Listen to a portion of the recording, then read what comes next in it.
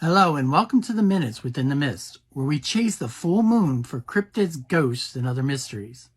My name is Gary, and today we'll introduce you to the Converse werewolf, the fearsome beast of Texas. A rancher moved onto a small plot of land during the mid to late 1800s, near what is now Converse, Texas.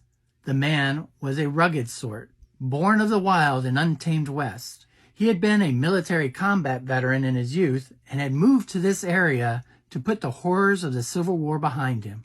His son, however, was a different story. He was frail and bookish, preferring to spend his time indoors rather than the more Texas lifestyle of wrangling cattle and hunting.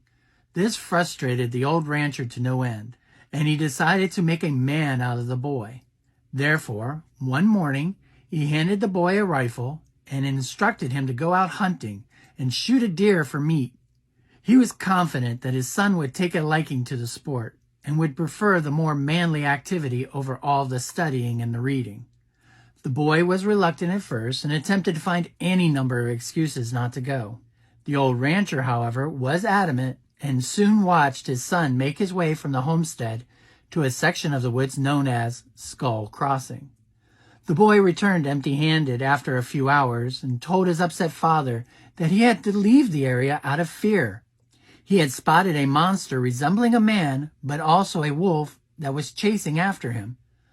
The father immediately dismissed this wild story and forced his son back out to finish his hunt. The boy did not want to go, but his father left him no choice, informing his son that he would not be allowed back into his home unless he had shot and killed something. Hours passed and darkness fell. The old man began to worry.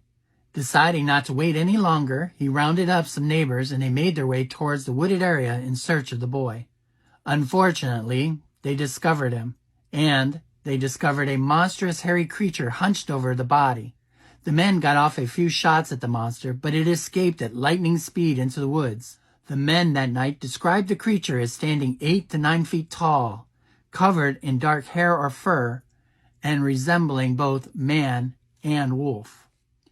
The old rancher was devastated by the death of his son and spent the remainder of his days seeking revenge on the monstrous creature. The poor old man became a recluse on his ranch. He refused to eat and eventually wasted away. I hope you enjoyed these minutes with the Converse werewolf. For more dark stories about cryptids, ghosts, and other mysteries, join us at the Within the Mist podcast. Until then, make your way under the full moon safely and remain constantly curious.